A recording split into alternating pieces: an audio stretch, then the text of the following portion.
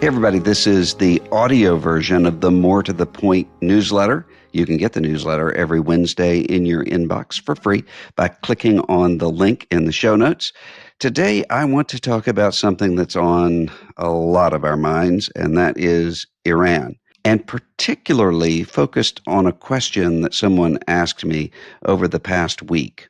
After Israel's bombing of Iran, a friend told me about a preacher that he had heard that did a whole chart about how Gog and Magog in the book of Ezekiel represents Russia. Iran represents the nations that are rushing Israel at the end of time, and that we might be moving right toward Armageddon right now. Are we going to do this again? My friend said. I knew what he meant. By this, he meant this tying of prophecy charts to contemporary geopolitical events in a way that can leave audiences hyped up or terrified and then ultimately exhausted and even cynical. Now, this prophecy chart fever tends to skip a generation. One cohort might grow up hearing, it's clear on the words on the page, that the Bible teaches no more than 40 years will pass between the founding of the nation of Israel in 1948 and the Second Coming. But it's harder to do that after 1988 comes and goes. A generation accustomed to hearing that the Soviet Union is almost definitely the beast of Revelation will be less open to the same sort of confidence when they're told Iraq is a new Babylon, Saddam Hussein, a new Nebuchadnezzar. And therefore, the rapture is right around the corner. And you can go through history seeing this happening rather repeatedly. The prophecy charts always come back, though, and eventually they gain an audience. And we need to understand why. With human nature as complicated as it is, we shouldn't really be surprised that there are more cynical and less cynical reasons for that. The Apostle Paul warned of the time when, as he put it, people will not endure sound teaching, but having itching ears, they will accumulate for themselves teachers to suit their own passions and will turn away from listening to the truth and wander off into myths. 2 Timothy 4:4. Now, sometimes when the Bible talks about these itching ears, it's about they're wanting heresy or they're wanting the justification of their own sin. At other times, though, the problem isn't that. It's not outright contradiction of the Bible, but it's foolish controversies, genealogies, and dissensions, as Titus 3:9 puts it. Or, as Paul says elsewhere to Timothy, the pull to quarrel about words, which does no good and only ruins the hearers. Itching ears, that word doesn't imply a group of people who necessarily want something evil, but it does point to those who want something interesting, to have the code that unlocks what's really going on, to know that one is part of the terminal generation, left standing at the end of everything. That can be exhilarating and terrifying at the same time. It's like a horror movie or a roller coaster. Walker Percy wrote that modern people tend to secretly love catastrophes because a hurricane or earthquake or a war makes a person feel suddenly alive. He argued that what kills us is not danger, but a sense of meaninglessness, of everydayness. The sense that everything is falling apart can be received with a kind of secret happiness because it can jolt us out of that kind of deadness. The protagonist in Percy's novel, The Last Gentleman, Will Barrett, talks about how happy his father was every time he talked about Pearl Harbor. Now, his father wasn't sick. He wasn't a sadist or a masochist. But when he thought about Pearl Harbor, he would suddenly have this sense of a purpose in life. He didn't have to choose what he was going to do, the decisions he was going to have to make over the next year. He went day after Pearl Harbor to sign up for the draft, to enlist.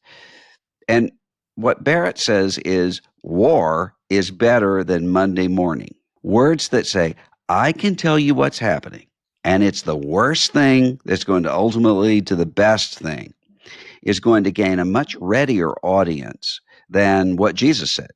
to the religious leaders. The kingdom of God is not coming in ways that can be observed, nor will they say, look, here it is, or there. For behold, the kingdom of God is in the midst of you. Luke 17:20 through 21. Add to this phenomenon the fact that people like the easy equivalence of current events to prophecy charts because of a phenomenon that Thomas Merton once called mental snake handling or justification by snake handling. Now, if you think about these small, isolated religious movements that often pick up rattlesnakes in a service, people wonder, why would you do something like that? I can't imagine why you would do something like that. Some will say, well, if you look at the ending, the questioned and debatable ending of the Gospel of Mark, you will take up serpents, you will drink poison, they will not hurt you. There's that biblical argument, but it actually goes beyond that. Merton says surviving the snakes is proof, and it's proof right now that you can see and you can mark down that you're in God's favor. And we want that. We want that judgment day that happens immediately and it's visible, and we don't have to walk forward toward it in faith, but rather in sight. People look for a jolt in metaphorical, not often in literal terms with snakes, but in metaphorical terms when their lives are bored, over routinized, or otherwise lacking in purpose or meaning. So Merton writes this: in Christian terms, the mental snake handling is an attempt to evade judgment when our conscience obscurely tells us that we are under judgment.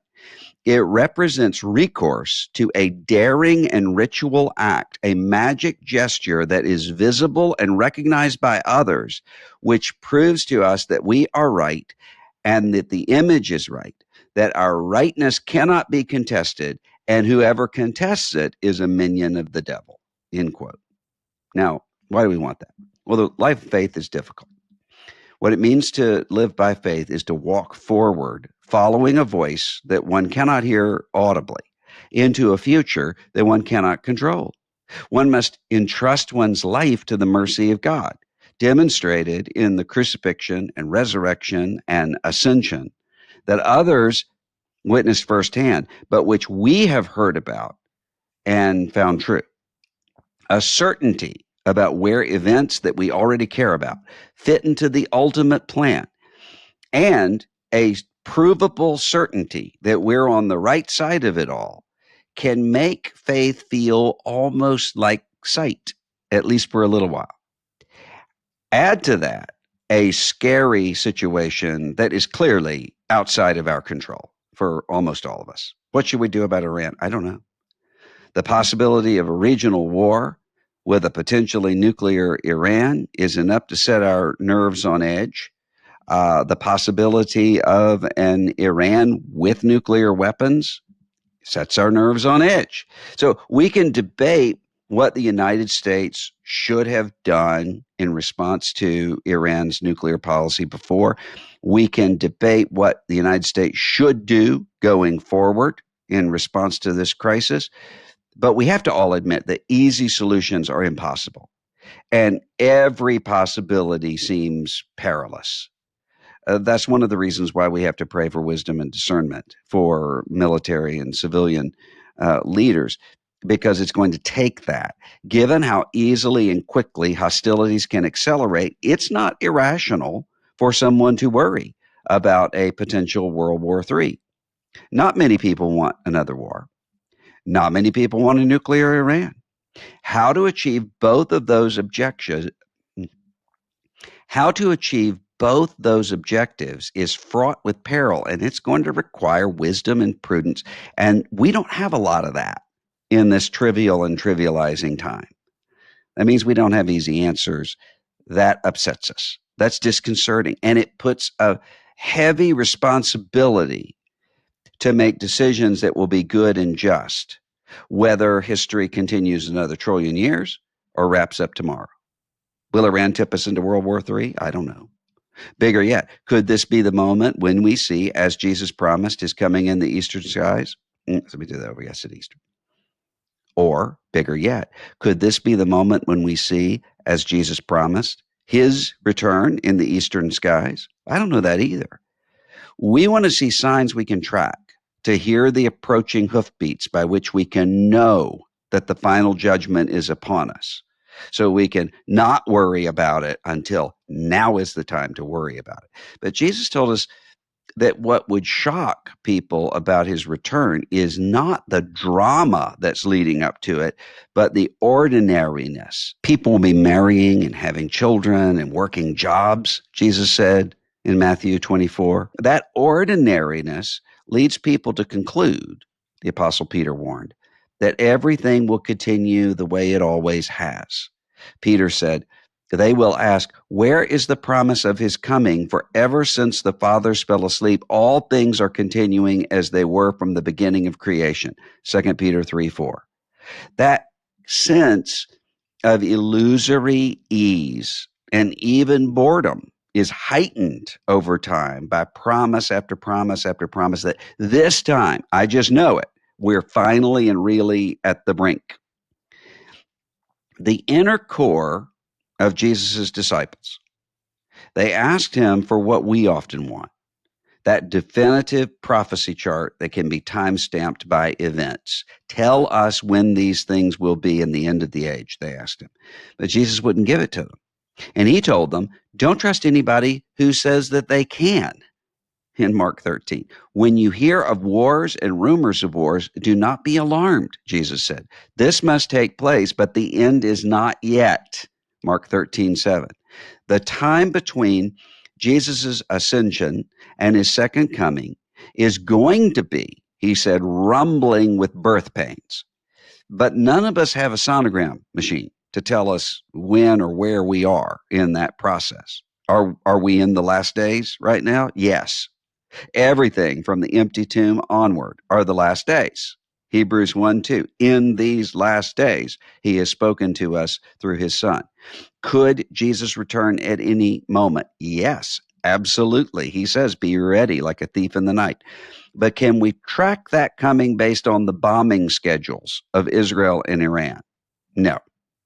We should act at every second, whether in peace or in war, as though we might be a millisecond to Judgment Day. But we don't know when that is. Instead, we have the word of Jesus, who says to us that the kingdom is advancing invisibly, like fermenting yeast or germinating seed. We have the word of Jesus that says he will not leave us as orphans. He will come to us. John 14:18. What will happen with Iran? I don't know. What will happen with the Middle East? I don't know. What will happen with your life this next week? I don't know. But I know we can trust him. And that's all the prophecy chart we need.